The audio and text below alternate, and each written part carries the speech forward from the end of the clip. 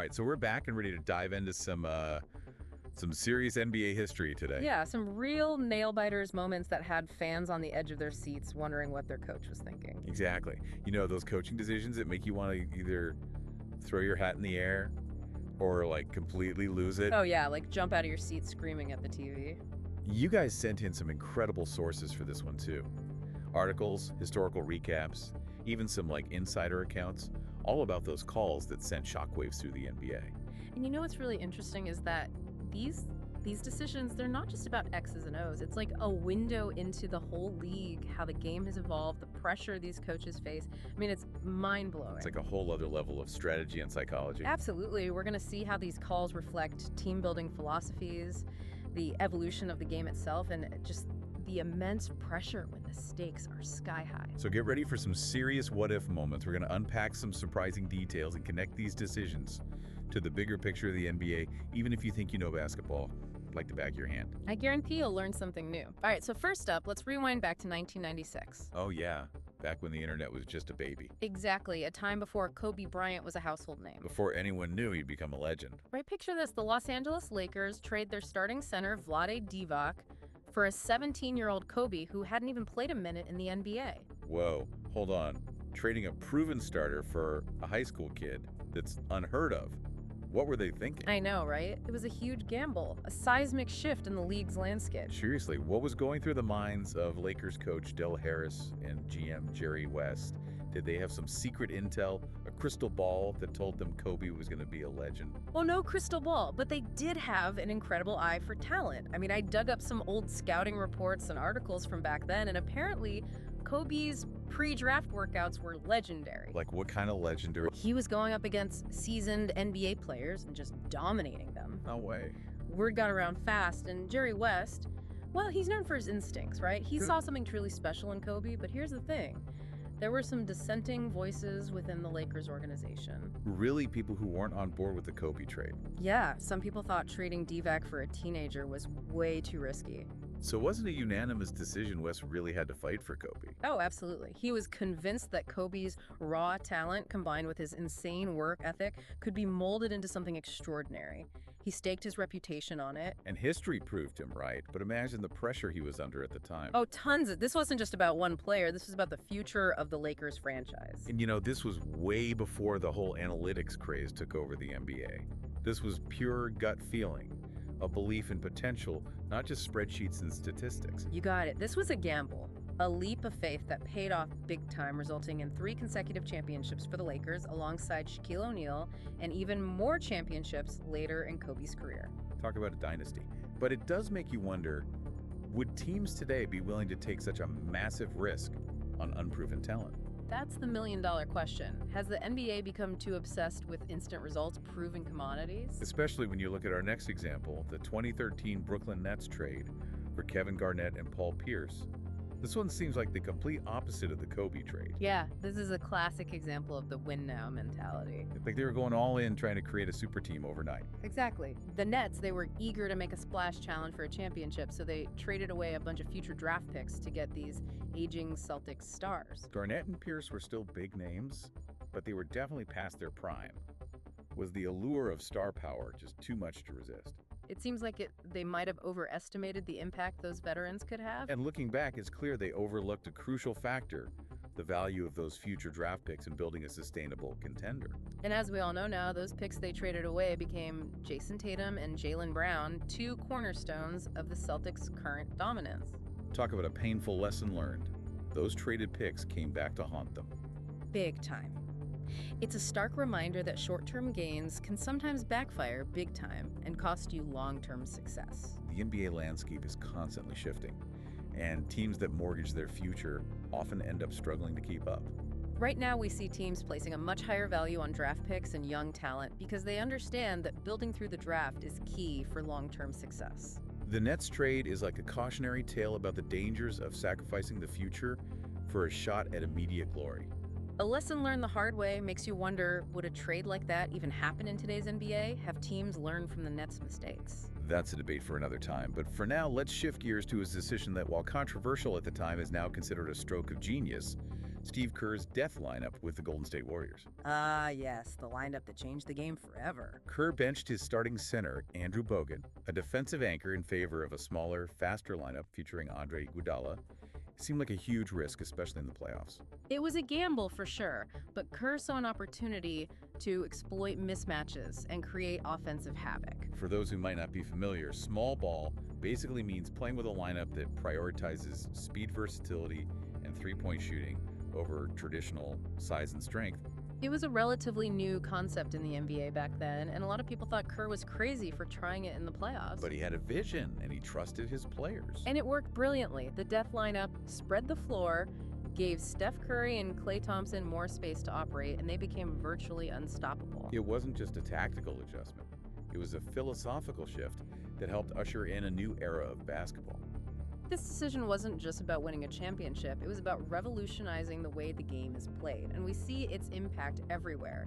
In today's NBA, teams prioritize spacing shooting and positional fluidity. Kerr's willingness to challenge conventional wisdom and embrace a new style of play had a huge impact on the league. So we've seen a trade that built a dynasty, a trade that backfired spectacularly, and a strategic gamble that changed the game forever.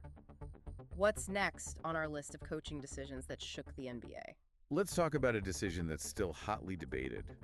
Tyronn Lue's choice not to call a timeout in Game 1 of the 2018 NBA Finals. Oh yeah, this one was a nail-biter. The Cavs were playing the Warriors. The game was tied, seconds left on the clock, and Lue just let the play run out. I remember yelling at the TV like, what are you doing? Can you imagine the pressure he was under, millions of people watching the championship on the line? It must have felt like the weight of the world was on his shoulders. He had a split second to decide, call a timeout and try to draw up a play or trust his players to make something happen in the flow of the game. Talk about a high-stakes gamble. So calling a timeout would have given the Cavs a chance to set up a play, but it also would have given the Warriors time to adjust their defense. Letting the play run out meant relying on improvisation, hoping someone would make a big shot. Exactly, and in the end, George Hill missed the potential game-winning shot. They went to overtime, and the Cavs lost. And Lue faced a ton of criticism for that decision. Some Really? people thought he choked under pressure. It's easy to judge from the comfort of our couches, but in that moment, with everything on the line, who knows what the right call was? This decision really highlights the mental side of coaching. It's not just about X's and O's, it's about managing emotions, trusting your gut, and making tough calls in the heat of the moment. We'll never know what would have happened if Lue had called a timeout. But it's a fascinating example of how a seemingly small decision can have such a huge impact on a game, a series, even a coach's legacy. It really makes you appreciate the pressure these coaches are under every single game. All right, so let's move on to our final coaching decision for today. Avery Johnson's strategic blunder in the 2007 playoffs with the Dallas Mavericks. This one's a classic example of what not to do when you're facing an underdog opponent. Okay, I'm intrigued. Set the scene for us. What went down? So the Mavericks, led by MVP Dirk Nowitzki, were the #1 seed facing the 8th seeded Golden State Warriors. They were heavily favored to win the series, but Avery Johnson made a strange decision. What did he do? He decided to abandon the Mavericks' signature-style, slow, methodical half-court offense and tough defense in favor of a faster pace to match the Warriors' up-tempo style. Wait, he tried to beat the Warriors at their own game. Why would he do that? It's a question that still baffles a lot of basketball analysts. The Mavericks were built for control and precision, not running and gunning. Did Golden State have that fast-paced offense led by Baron Davis and Steven Jackson? Yeah, they thrived in chaos. Trying to match their speed seems like it would play right into their hands. And that's exactly what happened. The Warriors ran circles around the Mavericks. It was a huge upset, one of the biggest in NBA history. So instead of sticking to their strengths and forcing the Warriors to adapt, the Mavericks abandoned their identity and played right into their opponent's game plan. What a disaster. It was a major blunder. It cost Johnson his job and cemented his place in NBA history as the coach behind one of the most baffling strategic blunders of all time. And that wraps up our first look at these crazy coaching decisions. We've covered trades, tactical adjustments, and those split-second calls that had huge repercussions. Yeah. But we've only scratched the surface. There's so much more to unpack. We're going to go even deeper in the next part, exploring the psychological pressures these coaches face, the evolution of coaching philosophies, and what we can all learn from their triumphs and failures. So stay tuned. It's going to be good. Welcome back to our deep dive into the minds of NBA coaches. The first part we talked about some pretty bold moves, trades, lineup, changes those do-or-die decisions with like seconds left on the clock. Yeah, some real gutsy calls. But now I'm really curious about the pressure these guys face. Yeah. It's got to be insane. Oh, the pressure is immense. Yeah. Absolutely immense. I mean, think about it. They're responsible for multi-million-dollar franchises. Right. They're dealing with superstar egos, facing the scrutiny of fans and the media. Every decision they make, it's magnified, and the consequences can be huge. Our sources actually touch on this pressure cooker environment quite a bit. One article even mentions this concept of decision fatigue. Oh, yeah.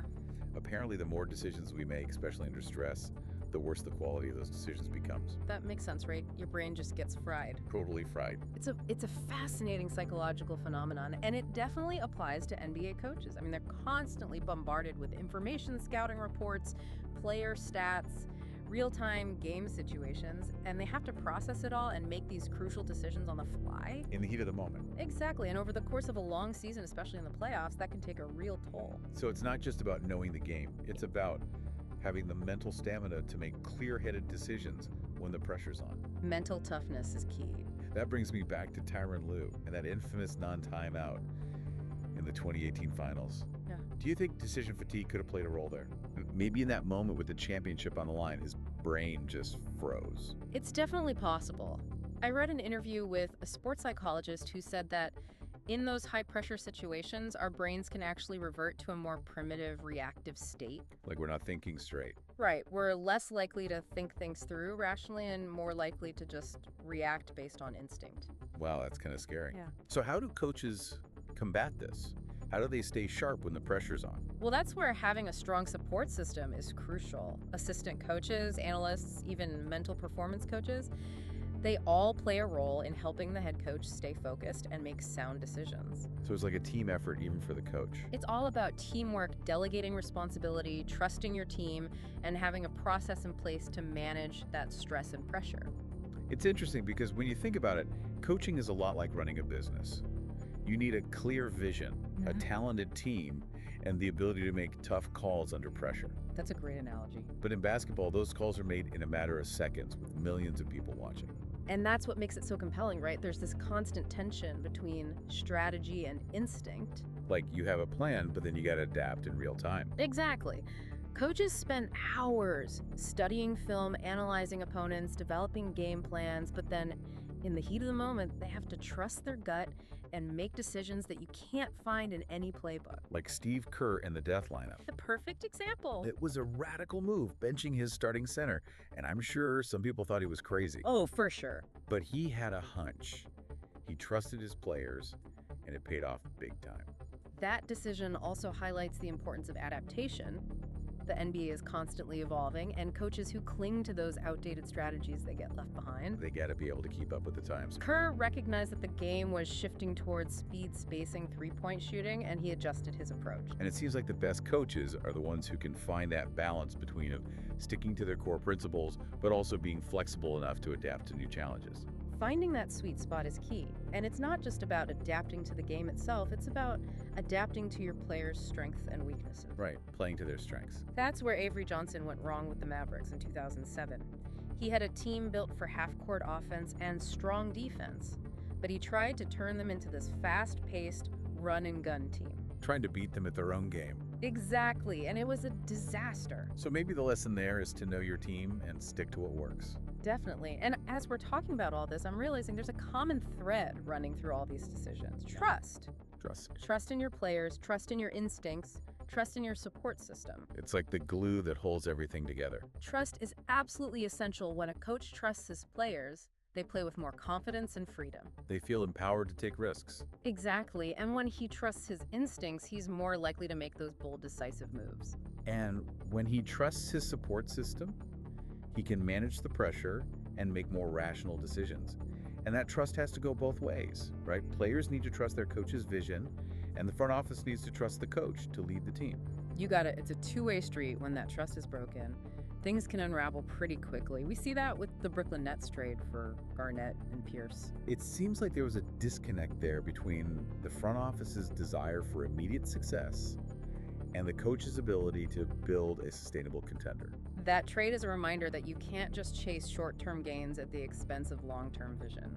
The Nets were so focused on winning a championship right away that they mortgaged their future. And they paid the price for it. They did. It's a reminder that sustainable success requires a balance between short-term and long-term thinking. You can't just focus on winning the next game. You have to build a foundation for future success. And that brings us back to the Kobe Bryant trade. It was a bold, risky move, but it was also a long-term investment. The Lakers believed in Kobe's potential, and they were patient. That decision was a testament to Jerry West's vision and courage. He saw something special in Kobe that others missed, and he was willing to bet the franchise's future on it.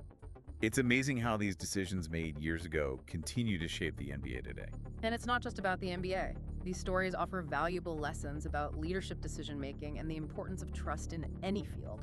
So as we wrap up this part of our deep dive, what's the key takeaway for our listeners today? I think the most important lesson is that every decision has consequences, and those consequences can ripple outwards, impacting not just individuals, but entire teams, organizations, even the course of history. Welcome back to the deep dive. My head is spinning after all these coaching decisions. I've talked about trades that build dynasties, risky strategies, and split-second calls that changed NBA history, but I'm really struck by the impact of trust. Trust in players, your gut, the people around you. It seems like a crucial element in all of this. Absolutely. Trust is the foundation of any successful team, whether it's on the basketball court or in the boardroom. Without trust, you have doubt, hesitation, and ultimately a breakdown in communication and execution. And we've seen how lack of trust can lead to some pretty disastrous outcomes. The Brooklyn Nets trade for Garnett and Pierce is a prime example. It seemed like the front office was so desperate for a championship that they didn't fully trust their coach to build a contender through the draft and player development. That trade is a cautionary tale about the dangers of impatience and the allure of quick fixes. Sometimes the most difficult decisions are the ones that require delayed gratification, investing in young talent, building a strong culture, and trusting the process. Speaking of trusting the process, let's revisit Steve Kerr and the death lineup. That was a bold move, going against conventional wisdom, benching his starting center in favor of a smaller, faster lineup. It seems like he had complete trust in his players and his vision. Kerr understood that the game was changing. He saw the value in spacing, shooting, and versatility, and he trusted his players to execute his vision. And of course, it helped that he had Steph Curry and Klay Thompson, two of the greatest shooters of all time. But even with that talent, it took courage and conviction to make such a radical shift in strategy. It's interesting to think about how the death lineup revolutionized the NBA. Teams are still trying to replicate that formula, emphasizing three-point shooting and positional fluidity. Kerr's decision had a ripple effect that's still being felt today. It's a reminder that innovation often comes from challenging the status quo and being willing to take risks. And it's not just about having a brilliant idea, it's about having the trust and the conviction to see it through. So we've talked about trust, innovation, and the importance of long-term vision. What other key takeaways can we glean from these coaching decisions? I think it's crucial to acknowledge that coaching, like any leadership role, is a continuous learning process. There's no magic formula, no playbook that guarantees success. The best coaches are the ones who are constantly evolving, learning from their mistakes and adapting to new challenges. And that goes back to what we were discussing earlier about decision fatigue. Yeah. The pressure these coaches face is immense, and even the most experienced ones make mistakes. It's important to remember that these coaches are human beings, not robots. They have emotions, they make mistakes, and they learn from those experiences. Think about Avery Johnson and that ill-fated decision to abandon the Maverick style of play in the 2007 playoffs. It was a costly mistake, but I'm sure he learned from it. Absolutely. That experience probably taught him the importance of trusting his team's strengths, staying true to his principles, and not overthinking the situation.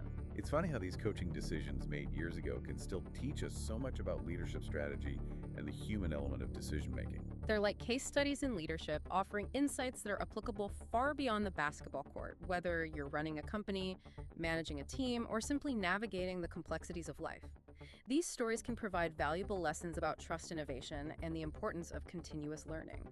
So as we wrap up this deep dive into the minds of NBA coaches, what's the one thing you hope our listeners will take away from this? I hope they'll remember that every decision, big or small, has consequences, and those consequences can ripple outwards, impacting not just individuals, but entire teams, organizations, even the course of history. It's a reminder to be mindful of our choices, to trust our instincts, and to never stop learning and growing. Well said, and to our listeners, we want to hear from you. Which coaching decision surprised you the most? What would you have done differently in those situations? Share your thoughts and keep the conversation going. Until next time, keep exploring, keep learning, and keep diving deep.